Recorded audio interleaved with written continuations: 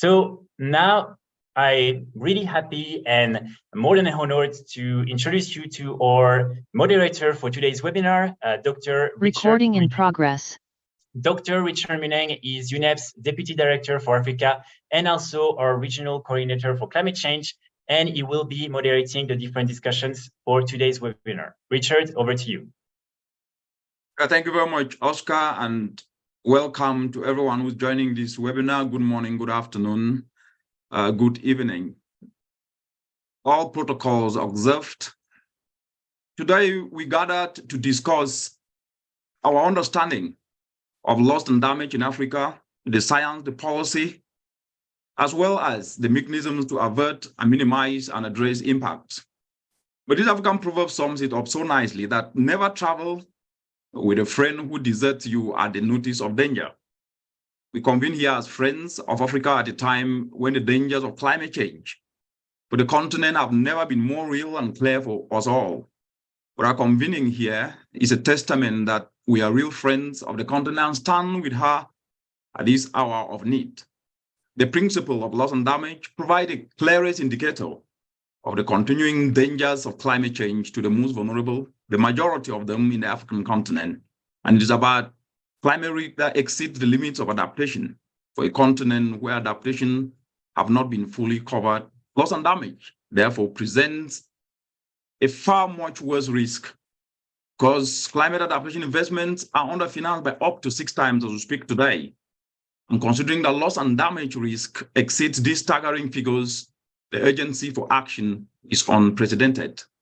Therefore, this discussion today will address the highest level of climate risk, and the big question that will be answered by this webinar today will be, will we continue standing with Africa in this hour of need as true friends? We'll find out shortly.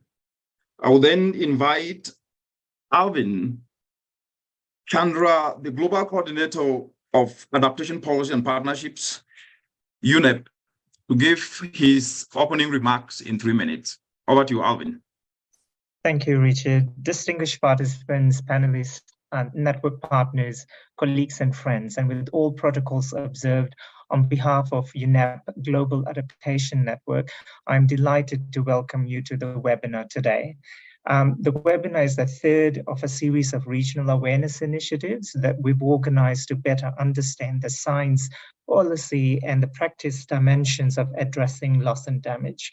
We've held similar webinar for the Asia Pacific and the Latin America, Caribbean regions. And as Richard mentioned, today's webinar aims to broaden and deepen our understanding of the science policy dimensions to avert, minimize, and address loss and damage. I'm speaking from Kenya, where we have experienced a multi-year drought. Similarly, we've experienced and seen the record-breaking tropical cyclone Freddy in the continent.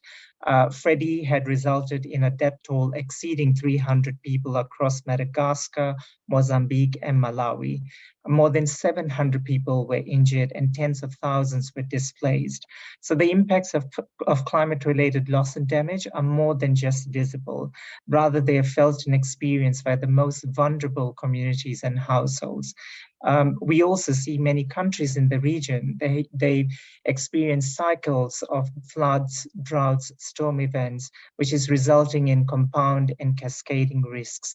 And we also learn from the latest IPCC report that Africa remains one of the most vulnerable regions to the impacts of climate change. Just to put the stats,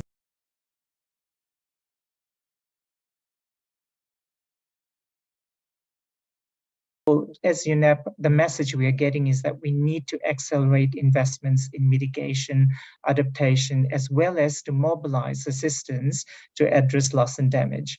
These can dramatically avert, minimize, and address future loss and damages. It is also crucial to recognize the progress that have been made under the UNFCCC and Paris Agreement, and you'll hear more of this over today's webinar. The Sharm el-Sheikh COP27 outcomes were a breakthrough. Member states collectively agreed to establish a financing mechanism to address loss and damage caused by climate change. And more of this will be talked about in the webinar. Alongside, I do want to stress UNEP's medium-term strategy, direct outcomes, particularly in climate change. These directly contribute to support the countries in the region in many ways. For example, helping the region develop adaptation planning capacity, disseminate and access climate information and early warning system, building awareness on good practices to address climate risks, as well as our efforts to mobilize finance to address current and future risks and impacts. So today's webinar is organized around a series of presentations, and I do welcome your engagement and participation. We hope that this helps to improve an understanding of the needs, priorities of the region so that we together can accelerate climate action. And with these words of welcome, I wish you the best in today's discussion and encourage your participation through the online chat channel. Asante sana. Over to you, Richard. Thank you very much, Alvin, and for putting in perspective and showcasing how the science actually is already manifesting itself through Cyclone Freddy, that of course lives, and also bringing the aspect from COP27, where the loss and damage fund was actually a decision to establish it was crafted. Now then bring in Mr. Richard Sheman, the member of the South African delegation to the UNFCCC and the Africa Group Lead Coordinator on Climate Finance Negotiation. Over to you, Richard, to shed some light in 3 minutes on these aspects. Thank you very much, Richard. And let me first of all thank UNEP for its continued leadership and working with the African region, civil society, African governments and negotiators to bring us here. We look forward to seeing you again in Amsterdam next month, in Addis, and we hope that the ministers will give strong support to the establishment or the further operationalization of the Loss and Damage Fund.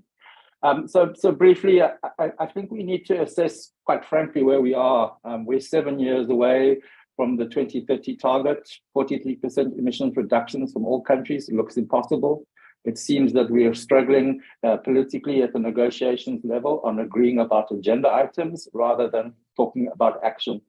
At the same time, we're 7 years away from the SDG targets, and the work coming out of the analysis done by Jeffrey Sachs's group is suggesting that hardly any countries, maybe 1 or 2 at the most, will meet the full scale of the SDG.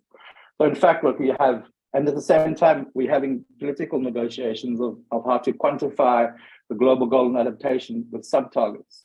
At the same time, we must conclude that not only is there a finance gap of billions and trillions, as you said, Richard, but there's also a confidence gap and a trust gap. And therefore, exercises like what we had in Sharm el-Sheikh by establishing a new fund and then tasking a small committee of governments to draft the fund and put it in place is actually an opportunity to address both the finance gap as well as the trust and the confidence gap.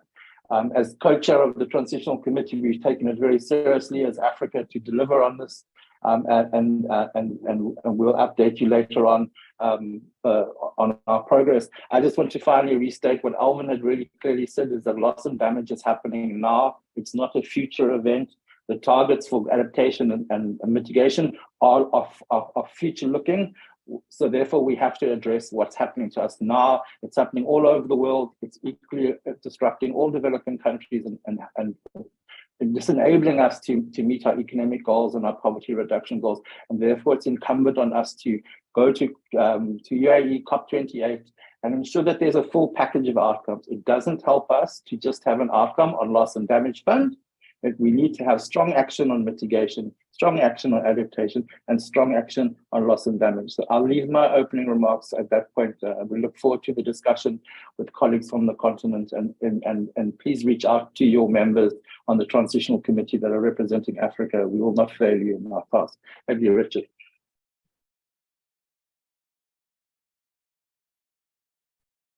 The negotiations addressing the confidence gap as well as the trust gap to be able to address the finance aspects. And Richard highlighted loss and damage is happening now, just as Alvin indicated, using the example of Cyclone Freddy.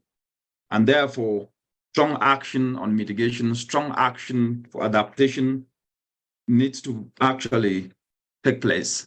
I think What we're going to do now is just to take 6 minutes and have an interactive session as an icebreaker, and then we will get straight into understanding loss and damage from a policy science interface. Over to you, Oscar, for the interactive session.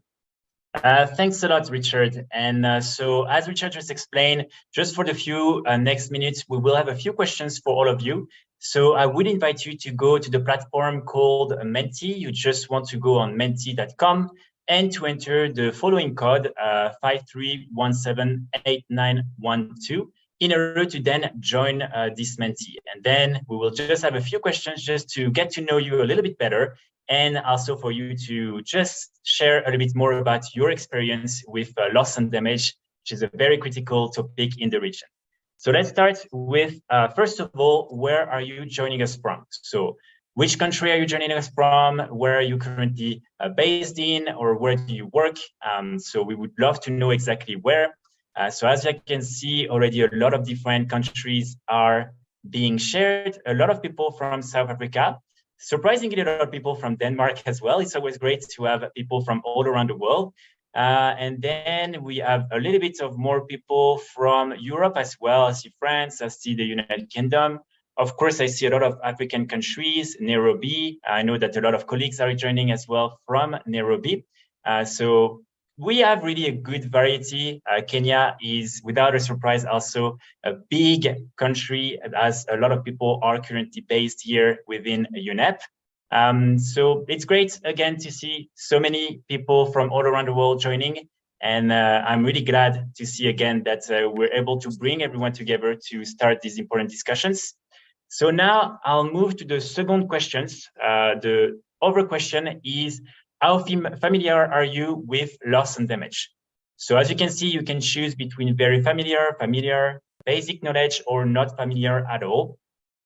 So we're hoping that either if you are someone with a lot of knowledge on loss and damage, you will still be able to learn something from today's discussions, and especially something about loss and damage in Africa and what we can do in order to scale up this important work. So I see that most people are in between familiar and basic knowledge, which is good. It means that you will still be able to participate actively in today's discussions, but also to learn a lot. I see that a few people don't really have any knowledge for now, which is, again, very good. You're here to discover this topic, and hopefully you'll be able to learn a lot.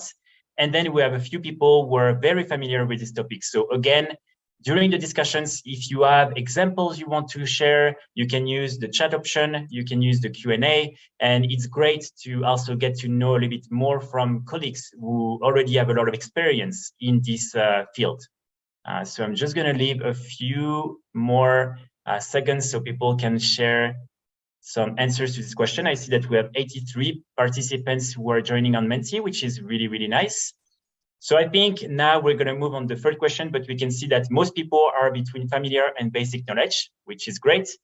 And so the last question is, what is the key area of technical assistance your country and organization or community needs to basically scale up loss and damage? So as you can see, the different options include technical, financial, institutional, legislative, regulatory, education or awareness, human resources, or maybe this is something else.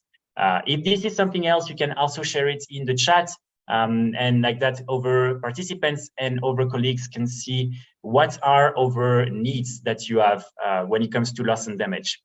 So I think we can see that some of the main areas are, of course, financial.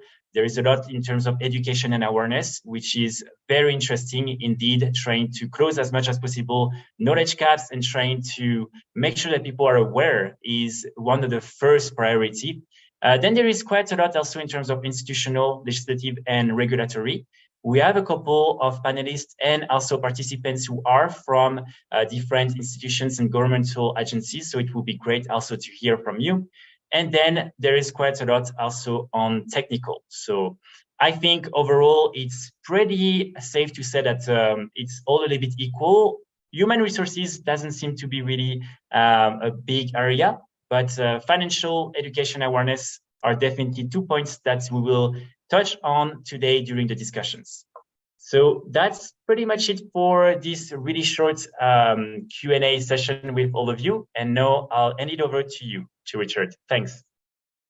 Thank you very much, Oscar, for that icebreaker. And also the Mentimeter have showcased the aspect of finance quite very, very essential. Just as Richard said and Alvin said, it's a key aspect, but it needs the confidence and the faith gap to be closed, and also the dimension of education and awareness. We will now get into understanding loss and damage from a science policy perspective. And a colleague, Anne, from the United Nations Framework Convention on Climate Change, in the next 10 minutes will take us through so we can be able to understand loss and damage under the UNFCCC background history, the progress and the gaps to date. Over to you, Anne. Thank you, Richard. And if I could ask for my presentation to be up. Now, thanks to all the participants for joining us. I've been assigned a somewhat ungrateful task of telling you everything about loss and damage under the UNFCCC process in under 10 minutes. So forgive me if the presentation seems a bit rushed. I'll share it in 1 second, sorry. Yeah. We will be starting with a picture with the hopes that given that a picture, next slide. Yes. Yeah, hoping that a picture will be worth 1,000 words and help me expedite a bit. But while there is no official definition of loss and damage under the UNFCCC, loss and damage is generally understood as the negative impacts of climate change that have not or could not been adapted to. And some of the distinctions that are quite important at the negotiations level are those between slow onset events, which are those that are defined by the UNFCCC as developing gradually over time with impacts often based on a confluence of several different events, such as, for example, desertification, land and forest degradation, and extreme weather events, which are defined by the IPCC as whether those that are rare at a particular time and place, but that have more immediate devastating consequences. Another important distinction is that between economic losses, which are those that are resources, goods, or services that are usually traded in markets, and non-economic losses that can be understood as other less difficult to quantify items, but that are still a source of quite important value, like, for example, the loss of life, the loss of traditional culture and knowledge. Next slide.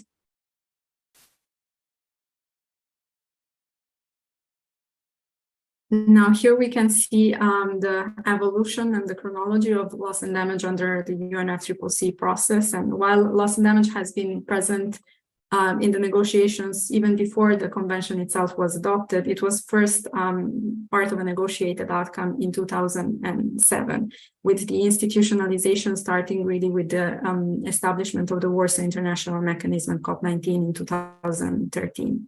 This has initiated a phase of setting up institutional arrangements and launching of technical work that culminated with the inclusion of loss and damage as a separate article under the Paris Agreement, Article 9, the establishment of the certain task forces and expert groups, or the establishment of the Santiago Network at COP25. And now we're slowly entering what has been defined as a new phase of catalyzing support at the country level. And maybe the most emblematic development here is the establishment of funding arrangements and a fund with the Sharm decision. Next slide. But looking at, let's say, the history of it, the Warsaw International Mechanism was the fulcrum of this institutionalization of loss and damage under the UNFCCC. And it is the main vehicle under the UNFCCC process to really address loss and damage associated with climate change impacts in developing countries. Next slide. It has three functions. On enhancing knowledge, strengthening dialogue and coordination, and enhancing action and support. Next slide. And it has right now quite a developed institutional structure with the establishment of the Santiago Network that I have mentioned before on providing technical assistance with the Fiji clearinghouse for risk transfer, and also with the executive committee, which has the which was established together with the Warsaw International Mechanism, and which has the important role of ensuring the implementation of the function of the mechanism through its work plans. Next slide. Now here we see a bit more in detail the institutional arrangements of the executive committee itself.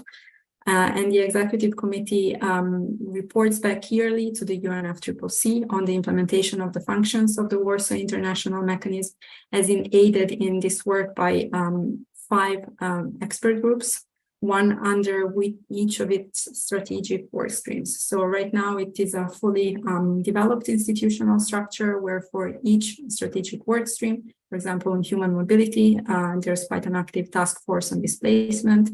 On comprehensive risk management approaches, the technical expert group on comprehensive risk management on slow onset events. We have an expert group. We have an expert group dedicated to non-economic losses and an expert group on action and support. And what is quite important is that all of these expert groups have their own dedicated plans of action that contributes to the implementation of the overall 5-year rolling work plan of the EXCOM. Next slide. And if we look at the key outcomes of COP27, these have been quite important, not just with the decision on the establishment of the fund and funding arrangements, but have really signified a shift on the work on loss and damage under the UNFCCC in many ways. For the WIM-EXCOM, we have parties have endorsed the second 5-year rolling work plan of the EXCOM, the second plan of action of the tech CRM, and also the third plan of action of the TFD. And these are all important because they signify a shift towards working much more intensely on providing technical guidance to countries and implementing the mandate on technical guides that the WIM-EXCOM has received from COP25. On the Santiago network side of things, we have mature institutional arrangements now, which have been endorsed by parties at COP27. And the COP27 had also established quite a specific process for the selection of a host for the Santiago network. And then, of course, the loss and damage fund and funding arrangements don't really need an introduction. Next slide. And talking a bit more in detail on the Santiago network, it was established, as we have seen, at COP25, and it really aims to catalyze technical assistance of relevant organizations, bodies and networks and experts for the implementation of approaches to avert, minimize, and address loss and damage at different levels, including national and local levels. And the Secretariat, in this interim period, while we are waiting for our selection of a host, the Secretariat has the mandate to continue to support developing countries that may seek technical assistance. Next slide. And while parties have strengthened the Santiago network at COP26 by agreeing on its functions, and at COP27 on the institutional structure, there were high expectations for COP28 and prior at SB 58 on the selection of a host. But unfortunately, with the fact that at SB 58 parties were not able to come to an agreement regarding a host, the full operationalization of the Santiago network is now expected to be at least slightly delayed, but we're hoping that it will come to fruition at COP28. Next slide. And this is just an example of some of the activities that the Secretariat of the UNFCCC is undertaking in the interim. Next slide. Now, quickly on the loss and damage fund and funding arrangements, these were, of course, famously established at COP27, but prior to this, at COP26, there was the establishment of a Glasgow dialogue, which provided a platform that allowed, in its first session, parties to highlight concrete gaps in the current funding and funding arrangements. And now with the establishment of the funding arrangements and fund, and the establishment of a transitional committee for the operationalization, which has been tasked in preparing recommendations to be adopted at COP28 CMA 5, the Glasgow dialogue itself has become part of this path towards this operationalization. And next slide. This is really just to give you a visual of where we are at the moment. The transitional committee in the decision from Sharm has in front of itself a very clear path of a series of appointments and a series of occasions to really discuss and help it craft recommendations that will consider both the institutional arrangements of the funds, the elements of the funding arrangements, the sources of funding, and coordination and complementarity issues. And we're really halfway through now after the Glasgow Dialogue. And if we can just go to the next slide. The Glasgow Dialogue just took place at SB 58, and now with the Sharm decision, one of its mandates is really to inform the work of the Transitional Committee, and discussions that have taken place have focused on the operationalization of the new fund and funding arrangements, as well as maximizing the support for existing funding arrangements. And the SBI chair is currently in the process of finalizing its summary report, which will be published next week, and which will hopefully further contribute to inform the work of the Transitional Committee. And just the last slide, this is to give you a visual of what the expectations are looking ahead towards COP28. We're expecting to have an endorsement of the recommendations of the Transitional Committee regarding the funding arrangements and fund. On the technical assistance side of things, we're hoping that COP28 will lead to a selection of a host for the Santiago network, but we will also probably have some interim provisions for the support to be provided to countries. The EXCOM report of this year will also be adopted, and we are expecting that the issue of the WIM governance will remain unresolved as it is now. I hope I have been quite close to time. I have measured myself, it's 11 minutes, so sorry for this, but I'll leave it at this. If you have any questions, I will be here. Thank you.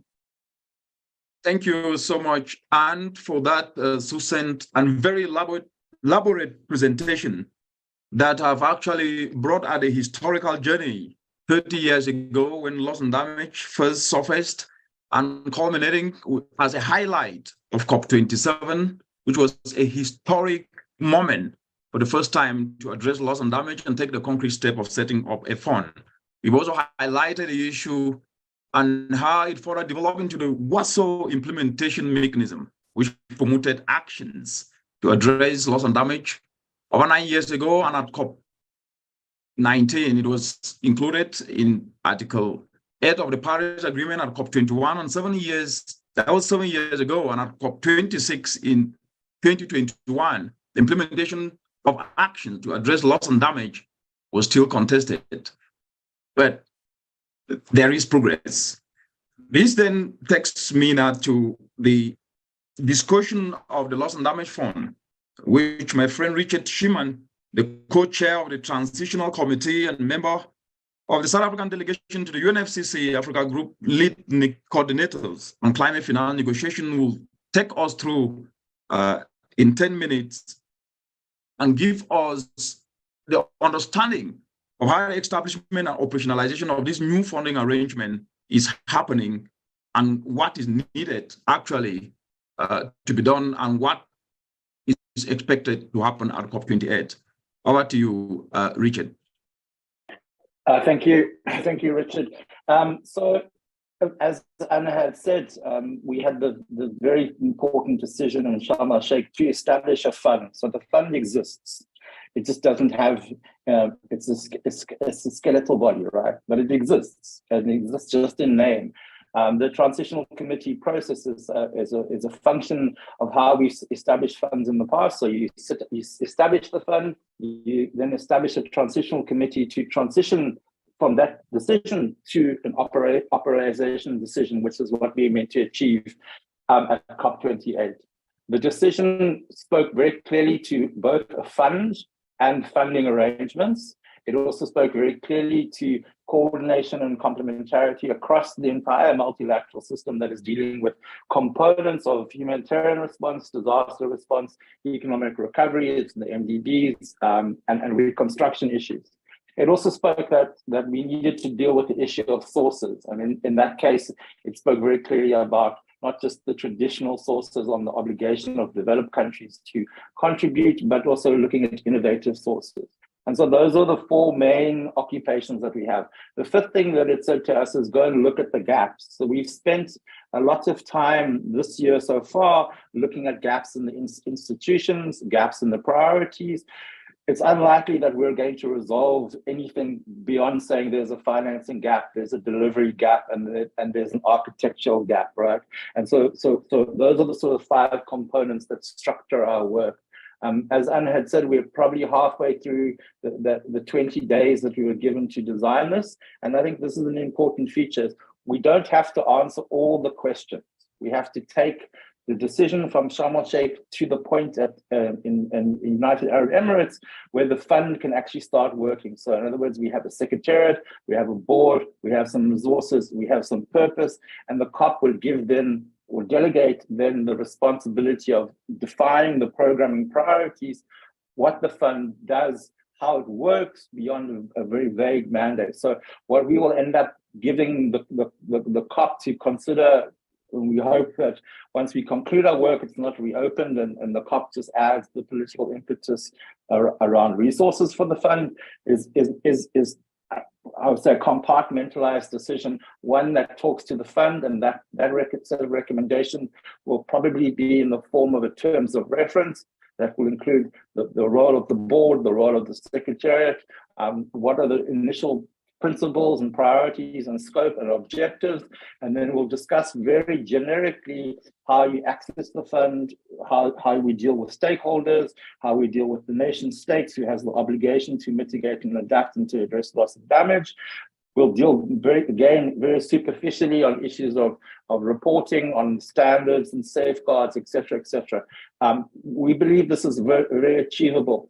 The core component in this discussion, or the underlying component, is: are we setting up a new institution? So is this a new institution that will be established at COP28, or are we using existing institutions, almost like what they did at CBD COP15, where they put the fund within the Global Environment Facility?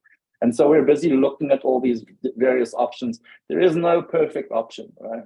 The perfect option is only the one that delivers finance to developing countries in a rapid and easily accessible manner. And so part of this, part is balancing the need for an efficient, responsive, rapid fund versus the other sort of mechanical legal issues that we will get to that we haven't resolved for the other fund.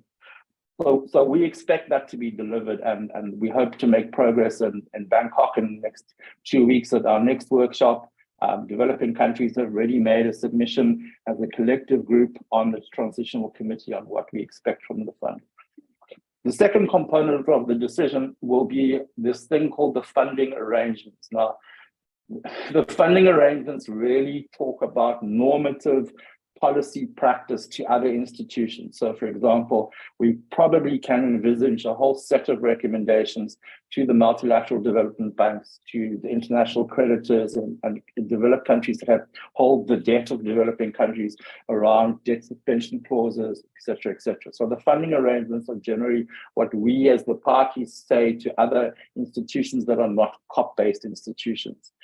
So for another example is the issue of non-economic losses. We know there's a UNESCO, the World Educational, Scientific and Cultural Body, has a UNESCO World Heritage Fund and looks at protecting World Heritage sites. So are we in a position to now make a recommendation to UNESCO to say, consider a loss and damage action window within your fund that can support non-economic losses, or even in the case of protection of valuable ancestral resources or manners which to commemorate or to record these things. So that's generally what the funding arrangements will be. They're not going to be binding on those institutions, and there's a very big discussion within the transitional committee on how to measure, monitor, and track any of those recommendations. Richard.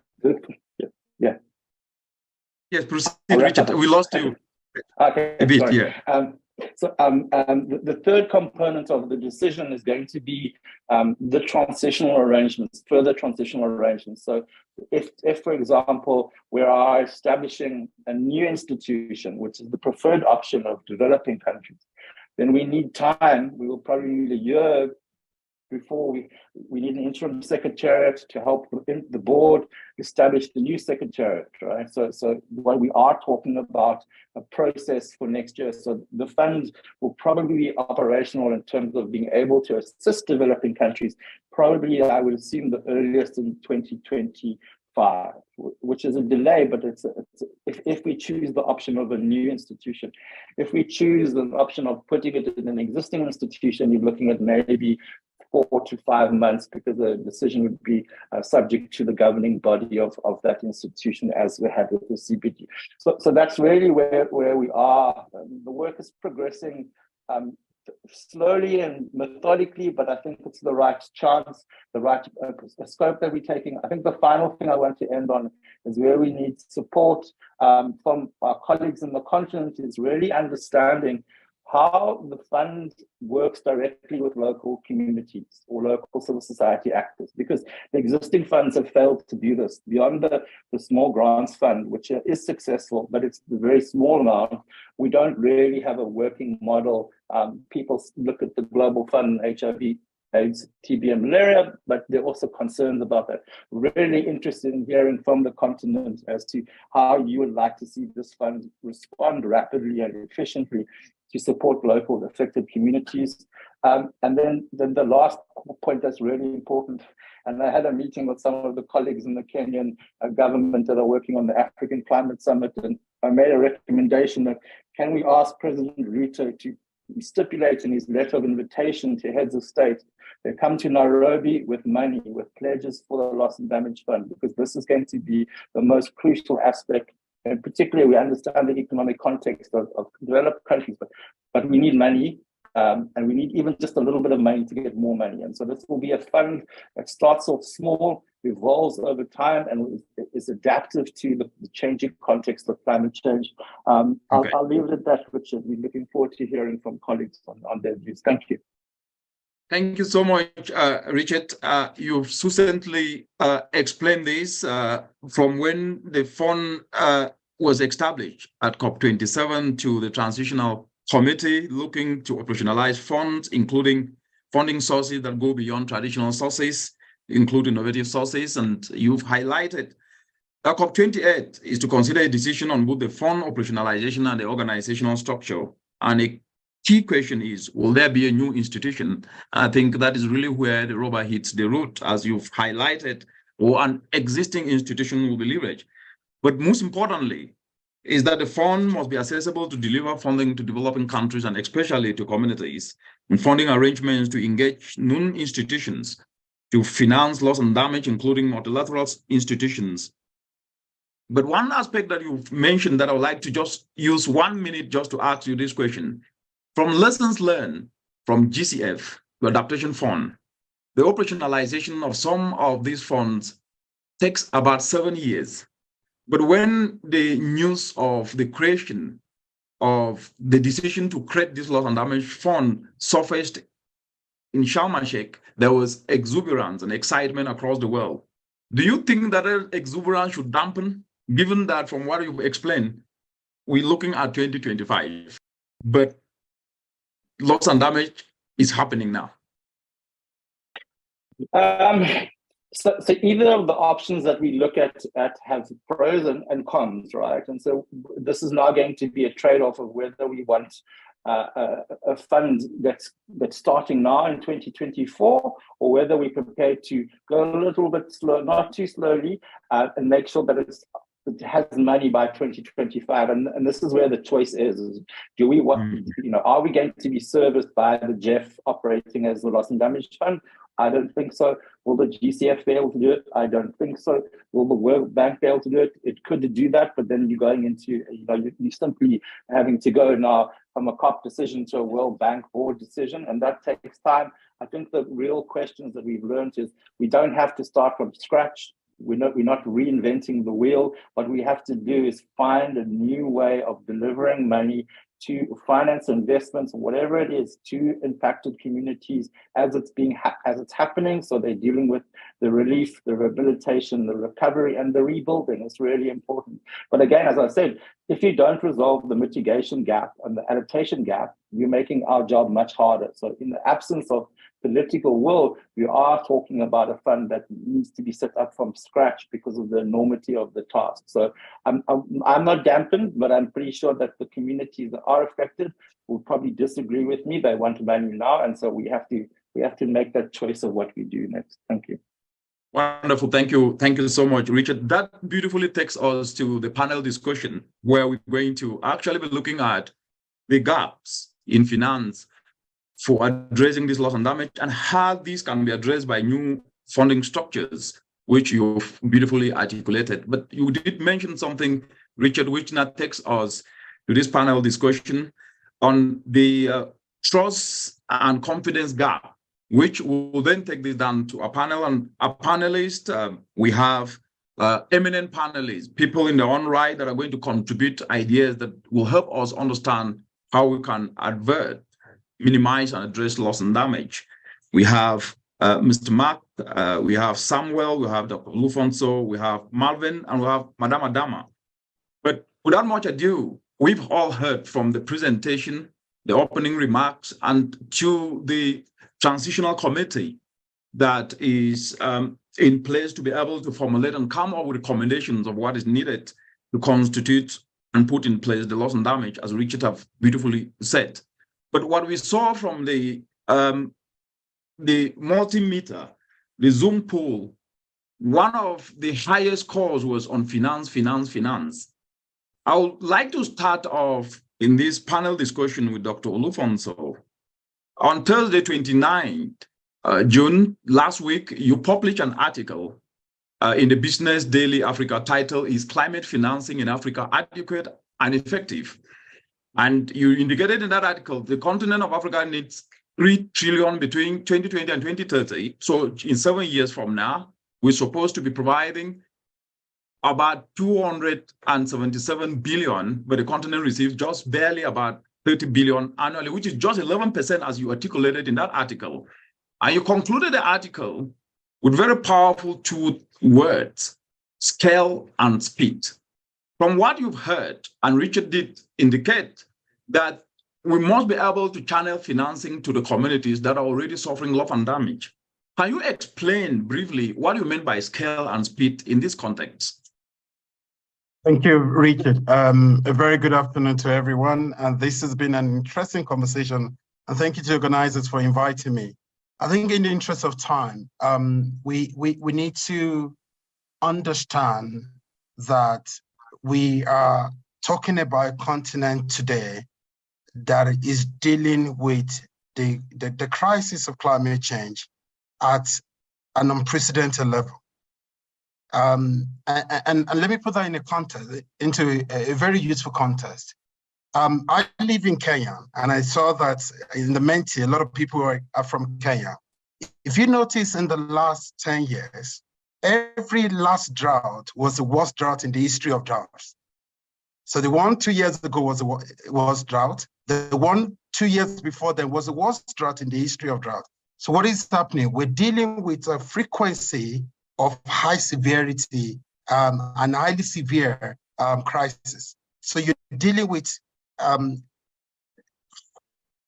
depth of crisis that is overwhelming many countries. And look, Kenya is not a very, very poor country. Absolutely not. It's a middle-income country, but yet it's still severely impacted by this crisis. And when you compare that to other regions that are much poorer, it's different. So adaptation in that context become a policy priority as well as an operational priority for a lot of the African countries. We've seen this in their NDCs, we've seen this in their NABs. But then there's a huge challenge when it comes to finance, because the scale of response that we have to invest in must match the scale of crisis that we're dealing with.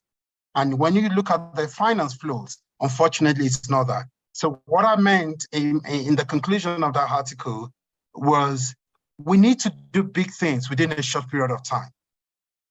and I think it's very important. We have the intention of doing big things, but unfortunately, we don't have a long time to do them.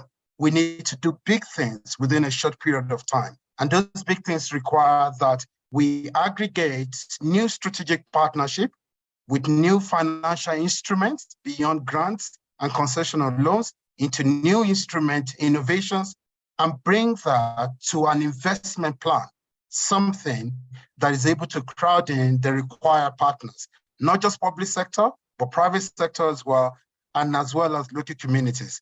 And unfortunately, and I want to close with this, unfortunately, most adaptation projects in Africa are actually experiencing the lowest disbursement rates. So even for the money that we have received, we're complaining that it's not enough because adequacy and effectiveness of climate finance are quite linked together. So even for the money that you have received, we're not doing well to be able to deploy them on the ground and to make sure that they trickle down.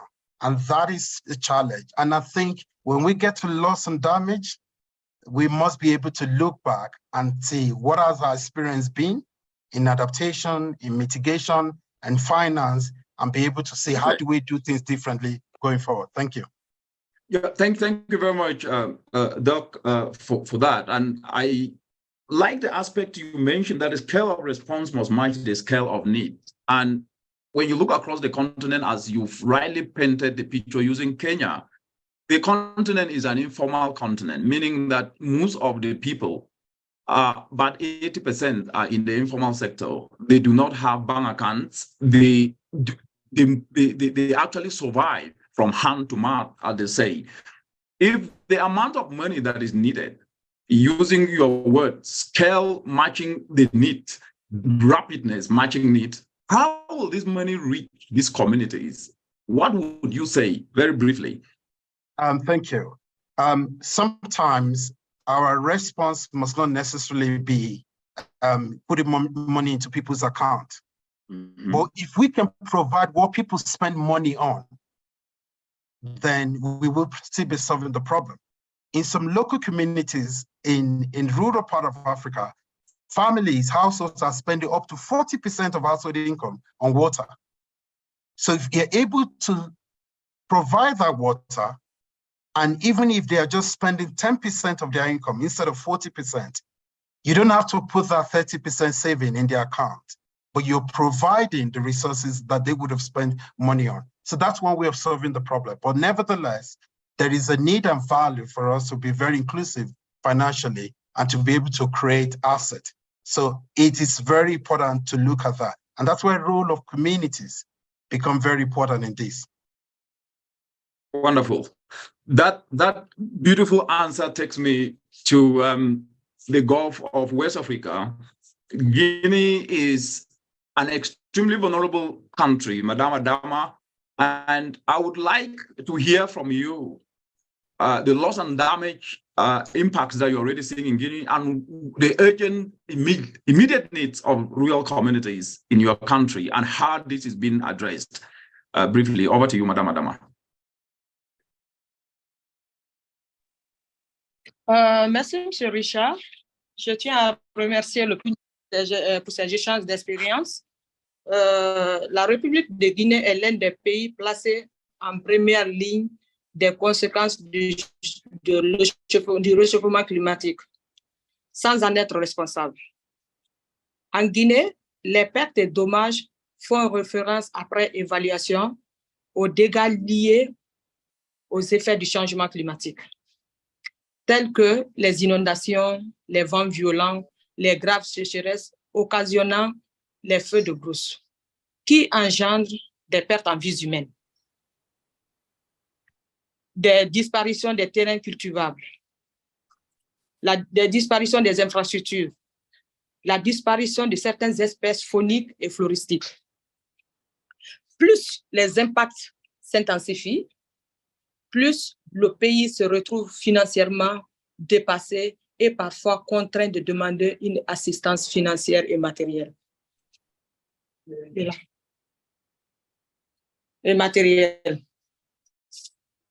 Et malgré tous les efforts consentis par les autorités et les partenaires, le pays est toujours confronté à des besoins financiers, techniques et matériels.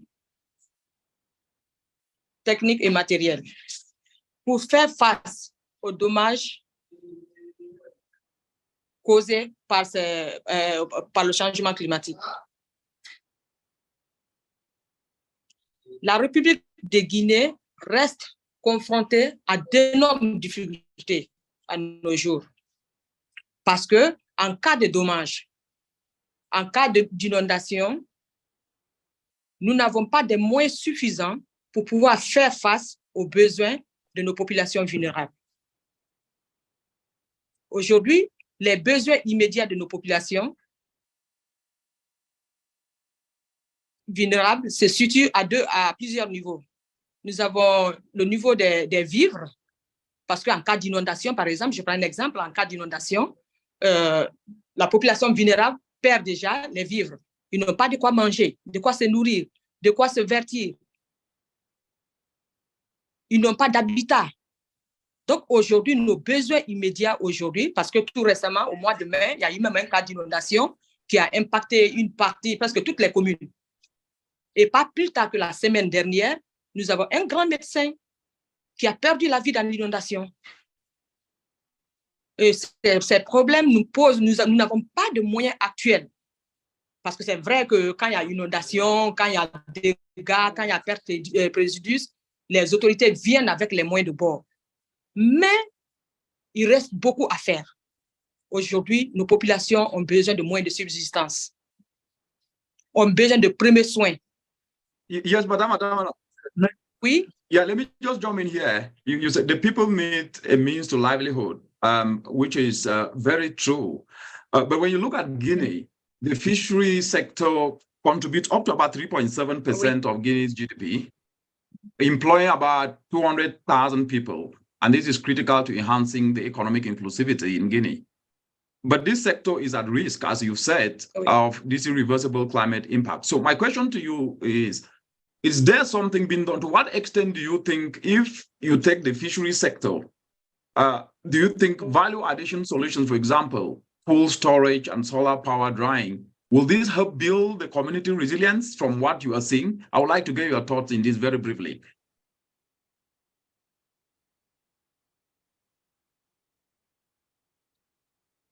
Oui, cela va beaucoup contribuer à la résilience parce que ça va les permettre à éviter les lieux d'accident. Ça va les permettre à éviter de détruire la mangrove qui est en train de l'inondation, qui est en train de la montée de la mer. Donc, c'est une meilleure solution aujourd'hui. Ça, c'est des nouvelles technologies pour la protection de la mangrove. Donc, c'est l'une des meilleures solutions pour vraiment renforcer notre résilience. Excellent. Excellent. Thank you very much, Madam Adama, for that wonderful intervention and also putting in perspective the risk that Benin is already having and feeling. I would now like to go to Mr. Marvin. You work with Africa Risk Climate Capacity. And what we know across the continent from the data that we have is that Africa aggregate insurance penetration rate is estimated at 2.78% in 1 year, which is well below the global average of about 7.23%. And you've heard from Madam Adama, Guinea is already facing loss and damage. You heard from Dr. Olufonso, who talked about scale matching the need that is happening in the continent. What can be done by African countries to have increased accessibility to insurance? I would like to get your thoughts on this. Thanks very much, Richard. And I don't have time, so I'll skip all the niceties and go straight to the point. So, yes, you're quite right. The protection gap, as they call it, is 97%. So that basically means that, you know, for all the economic losses that are associated with climate events, only 3% are covered. There's downstream impact in terms of so the initial impact on lives and livelihoods, I think, has already been discussed. But there's also downstream impacts for governments in terms of lost revenue, taxes, and also the wiping away, of development gains. So this is a big problem. But I think the other bigger problem that we have is what I call a risk management gap. So if you speak to most of the countries on the continent, do they have an embedded risk management system that speaks to how they manage the various risks that the population face, and do they have plans to address those risks? So that's really a key problem, because even if you get funding, but if you haven't arranged your framework within the country to assess the risk and respond to the risk, then even if you get the funding, my hypothesis is that you will not be efficient in dealing with the various risks. So we need to establish risk management within the governments as a priority. Then that enables us to deal with the risks. And I also wish that Mark New had spoken first before me, but I'm sure you also hear and you've heard already from other colleagues that the risks are increasing. So what used to be a 1 in 50-year event is now becoming maybe a 1 in 10-year event, or even worse. So what that means is that the cost of insurance is going to be much higher, and in some cases it's not going to be feasible to insure the events that we used to associate as catastrophic, because it just doesn't make sense. So what that means is that we need more funding now to be allocated to contingency funds or reserves that deal with the more frequent events. The only problem is that those more frequent events are now of a huge magnitude, and this is because of climate change. And the other issue that we've also got is that when you look at the population growth that's focused for the continent, at least 8 to 10 countries are going to experience a doubling in their population to 2050. So what that means is that the exposure is going to increase. The hazards, as we know from climate change, we know that floods, droughts are going to increase in severity.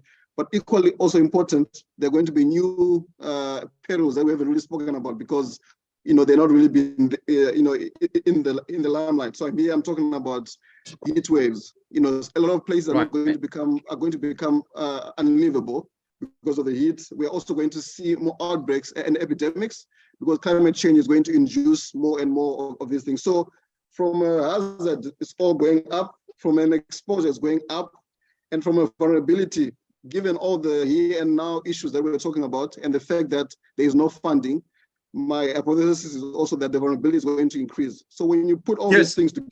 So, Martin, let me just jump in there.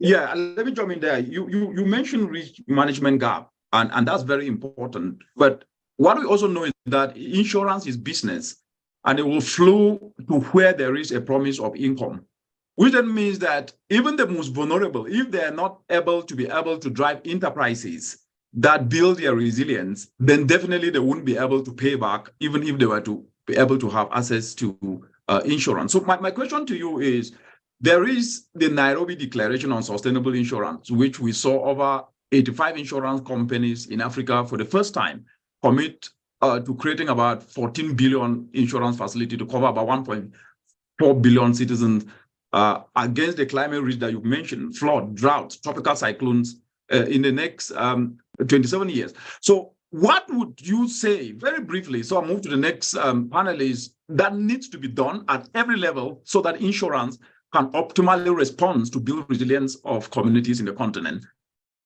So I think there's a bit that's being done, but it's not enough. And that's really the allocation of funding to vulnerable communities in risk pool. So we are a risk pool. Governments have access to funding that they can use to respond to vulnerable communities, but it's not enough. I think that's really the key thing.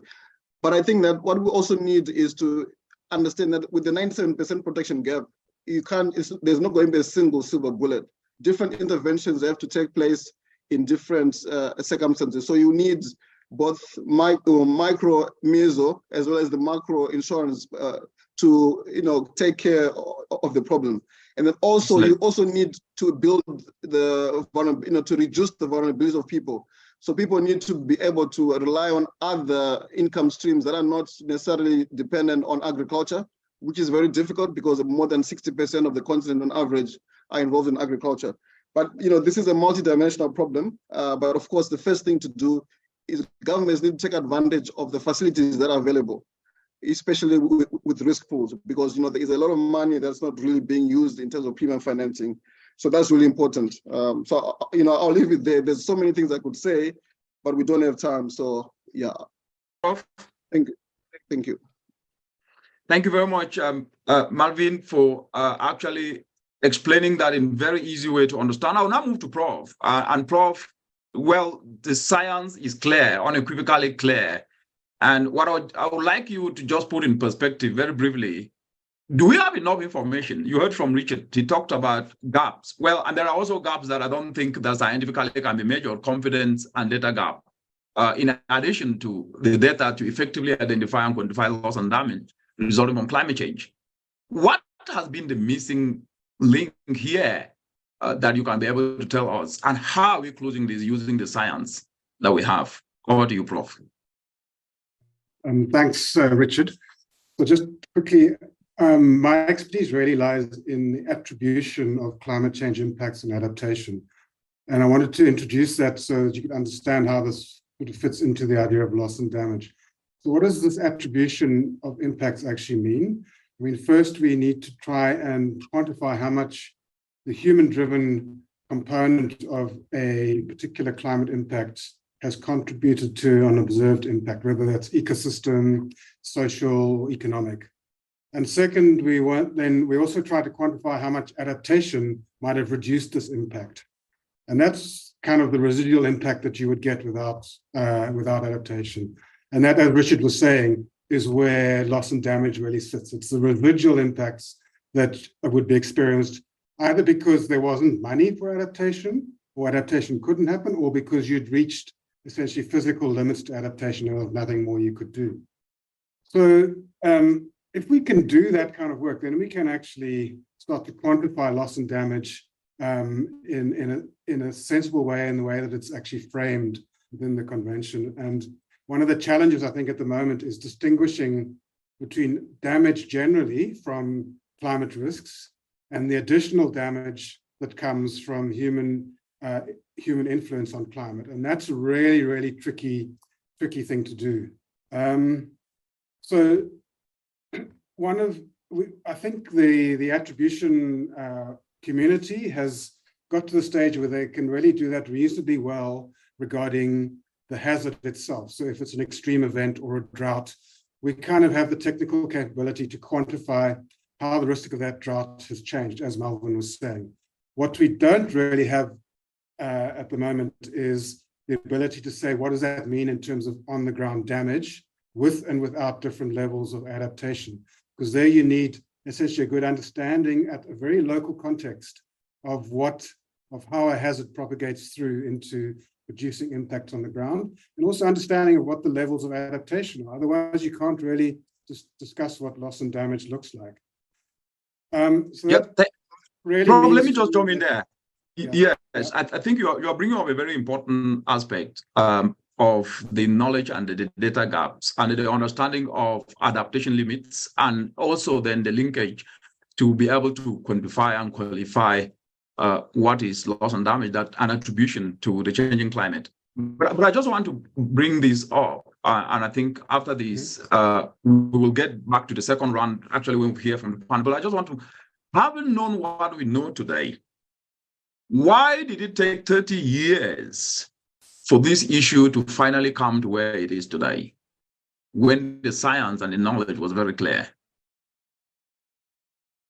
Because, well, one of the challenges has been that the science on attribution started off by just trying to make the case that climate change was happening at a global scale, and actually fighting the disinformation that came from vested interests around, is this something we should worry about? And it's only in the last, I would say, decade that we're able to start to look at attribution at the scale of where the impacts happen. So in a village, in a river basin, so where, at the coalface of adaptation. So the science really has only been fit for purpose, and actually not fit for purpose for all types of hazards, even yet, at the scale where the impact happens. So we're now on the cusp of being able to actually say something useful to inform our understanding of how climate change has contributed to losses and damage.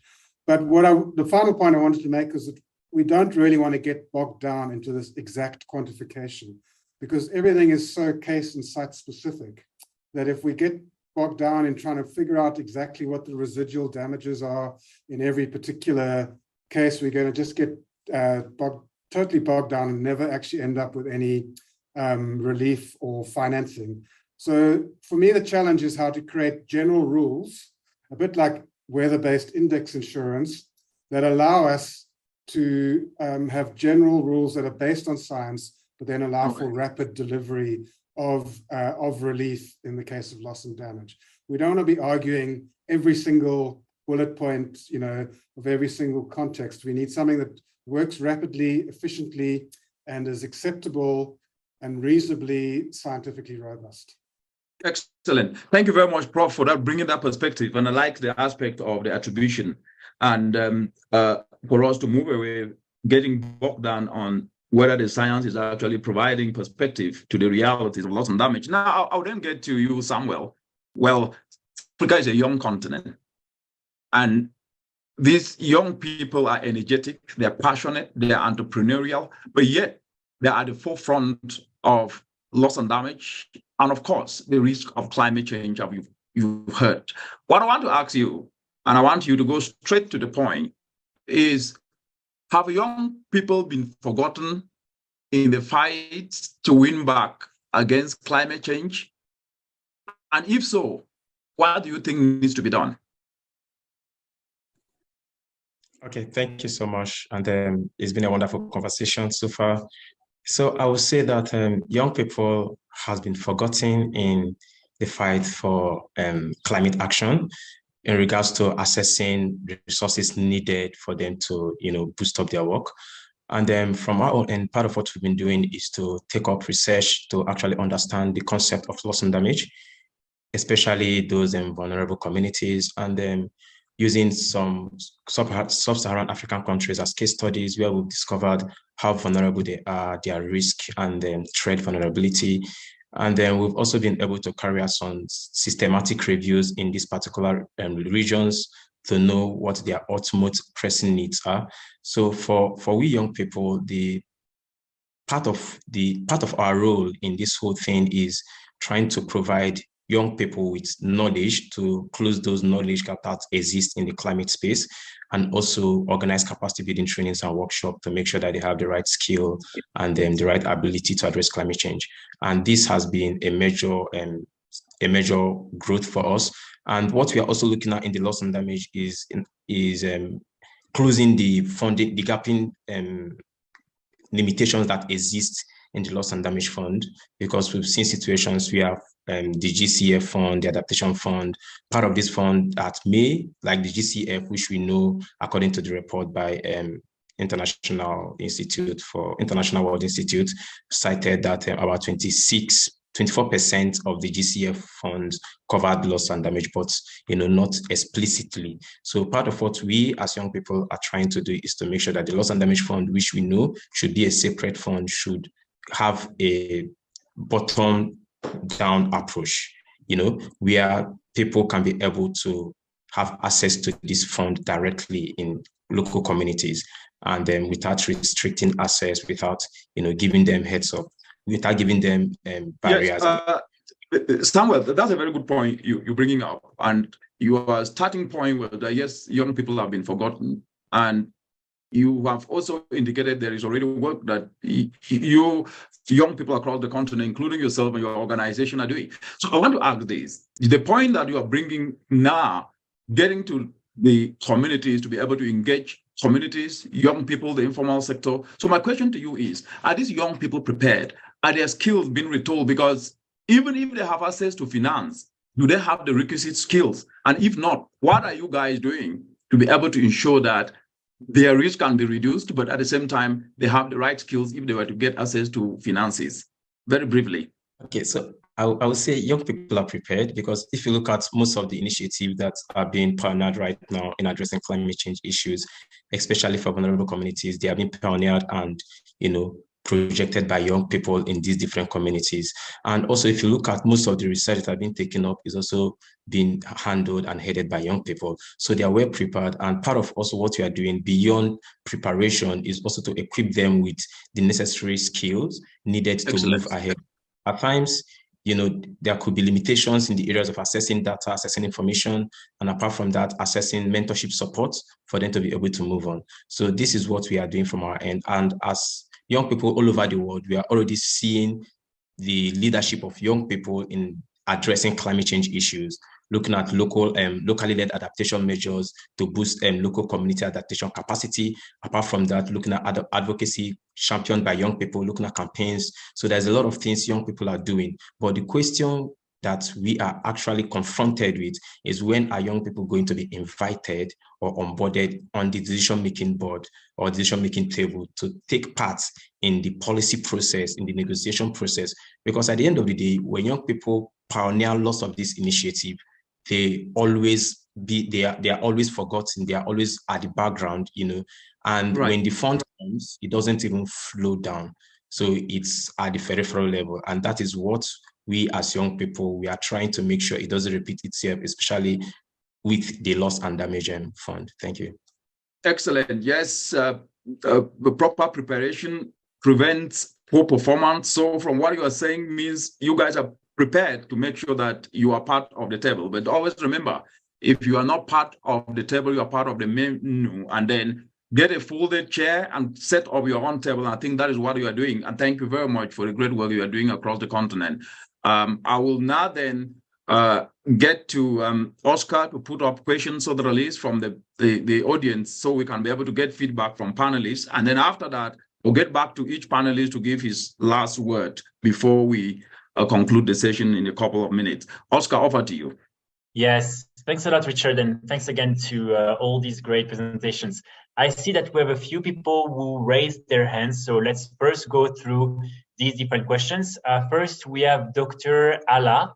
So Dr. Ala, normally you are now able to speak, so please over to you to ask your questions very briefly. Thanks. Yes, and keep it briefly, please, because we run out of time. Go ahead, please, straight to the question. Hello, do you hear me? Go ahead, yes, please, straight to the question. I would like to ask Miss Anna about her presentation. She presented a very interesting presentation, but the presentation involved only two mechanisms, Warsaw International Mechanism and Santiago Network. Why she didn't talk about Sunday framework for disasters also? Thank you very much. I would like to express my happiness that I am here with you all. Thank you very much again. Thank you very much, Dr. Ala. That was very brief indeed. And I think we can take 3 questions, Oscar, and then get to colleagues to be able to provide feedback. That will save us time. Perfect. So then just after that, we have Bob Mentiu. So Bob, normally you are now able to speak. So please formulate your question. Over to you. Bob, unmute and then go straight to the point. Yeah, I see that Bob is still muted, unfortunately. So while we're waiting for Bob, let's maybe try to see with Aissata Sisse. Aissata, please, you are now normally able to speak. Bonjour. Bonjour. Vous me recevez? Oui, très bien. Ok, d'accord. Bonjour à tous et à tous les organisateurs. Et franchement, c'est une bonne initiative et les thématiques sont intéressantes. Maintenant, ma contribution, c'était par rapport à la prise en compte des jeunes. C'est un commentaire. Je ne sais pas, est-ce qu'on veut dire que dans les grandes décisions au niveau de la gestion des changements climatiques, qu'on ne voit pas assez de jeunes? Parce qu'il me semble que par rapport aux pertes et préjudices, quand il y a les questions d'inondation, généralement, les jeunes sont au centre dans la résolution. C'est eux qui aident les parents à pouvoir évaluer évacuer rapidement, à pouvoir s'adapter de façon continuelle. Donc, pour moi, à ce niveau, ils sont là. Sauf si on pense que dans nos débats de haut niveau sur les questions de changement climatique, est-ce qu'ils sont insuffisamment absents? Voilà la problématique que je voulais comprendre dans le cadre de la prise en compte des jeunes. Merci beaucoup et merci à vous tous. Je suis très ravi. Merci beaucoup. Yeah, thank you very much, Asita, for bringing up that aspect, which is noted. And I think Samuel did bring that up. And actually, the youth are not only the drivers of climate and loss and damage, but they are actually the epicenter and they cannot be ignored. Thank you very much. I think, Oscar, we might be able to read comments from the chat so that at least we can get those to panelists to be able to give perspective. Yes, we already answered more than 100 questions, and a big thanks to all the panelists. I'm just going to try and see if Bob is available one more time. Bob, maybe try to unmute yourself now and ask your question. Otherwise, if Bob is still unable to unmute, I'll then go to Akwe Abul. Akwe, over to you. And then after that, we can start answering the questions. Thanks. Akwe, over to you. All right. Good afternoon. Go straight to the question, please. Right. Thank you very much. My question is going to the panelists, looking at the fund that is established, the Loss and Damage Fund, and other funding entities that were actually established. How sure are we that it will not fall under the socio-political dimension of climate change that is happening between the global south and north, on them seeing that any fund that is established for adaptation actually favors only the global south. So how are they going to ensure that this particular fund will be able to benefit or the essence of the establishment? Over to you. Thank you. Thank you very much, Mr. Abul. I think with these three questions, we can get answers from colleagues. I think the first question was to Anne. Anne, if you can intervene, the question from Dr. Allah to answer his question. So with the very limited time and being that I come from the UNFCCC Secretariat, I have focused my presentation only on the developments under the UNFCCC. So of course, a lot of things that are very relevant to loss and damage, like disaster risk reduction, have been partially left out. But I would also like to underline that one of the expert groups of the UNEP-GAN, which is the technical expert group on comprehensive risk management, is quite active on comprehensive risk management approaches, which of course are very much linked with disaster risk reduction. And UNDRR is also part of that expert group. So there's quite a bit of linkages with the Sendai framework and the disaster risk aspects. Thanks. Thank you very much, Anne. And then the question on youth. Only involved at operational level in supporting communities, but not at strategic level. I think all the panelists, can you provide in 30 seconds each a response to that, just rapidly? I'll start off with Madame Adama Alesi. 1 minute. Allô? Allô? Allô? Yeah, we can hear you. Yes, on can hear you. Revenez sur la question, s'il vous plaît. Le réseau balance.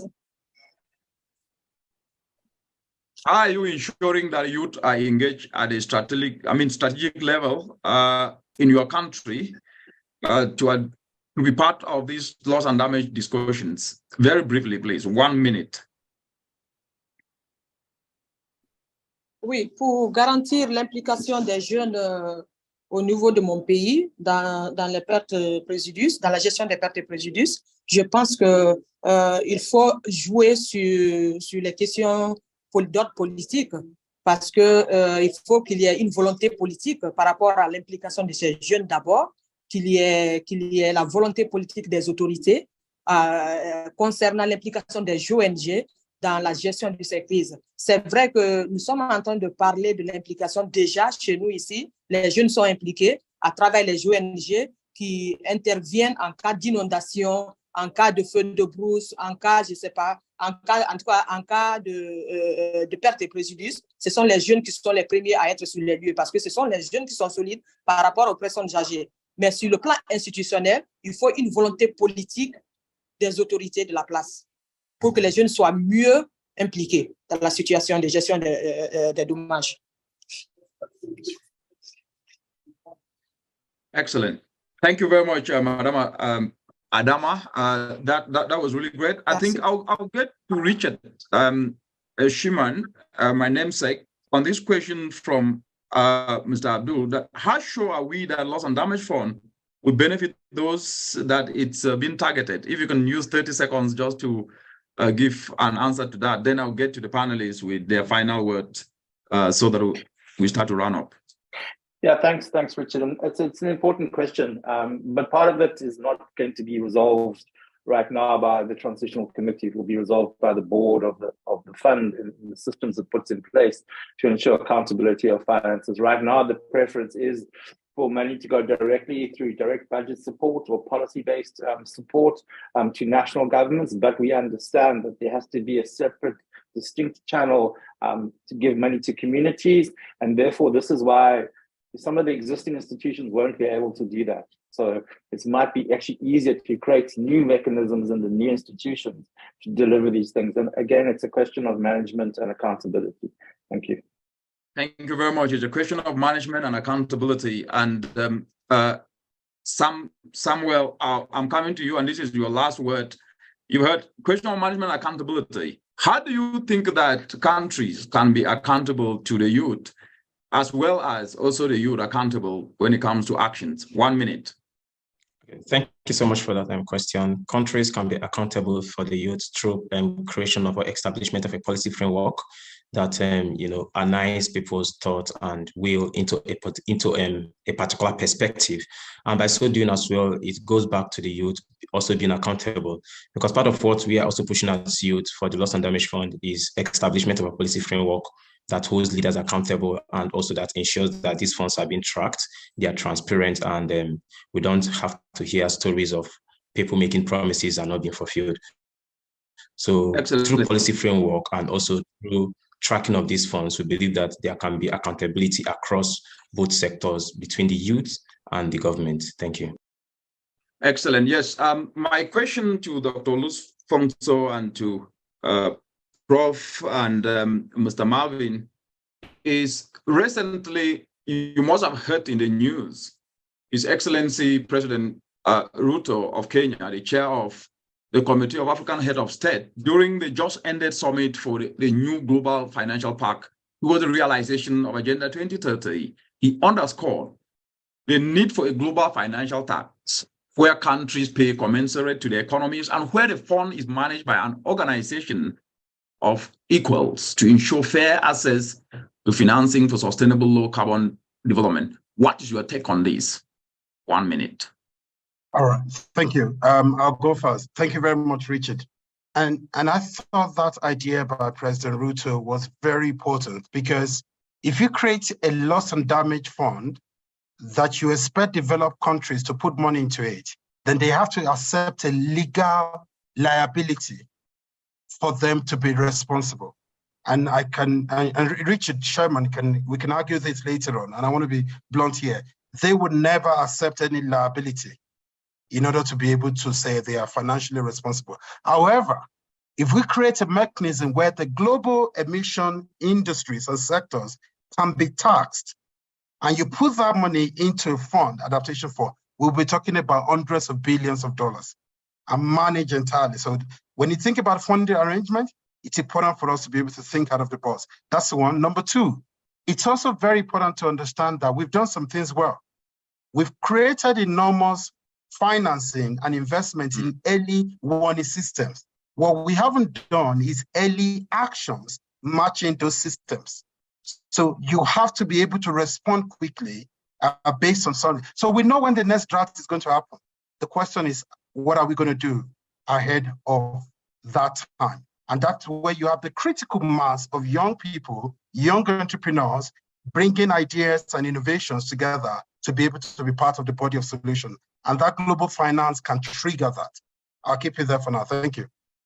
Thank you very much. And I would then now move to Marvin. You've heard early action will make the difference.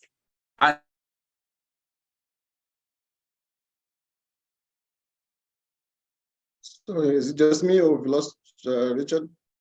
Yes, I think Richard, you froze. Okay. One for me as well. Yeah. Let's see if Richard is coming back soon. I'm sure you got his question.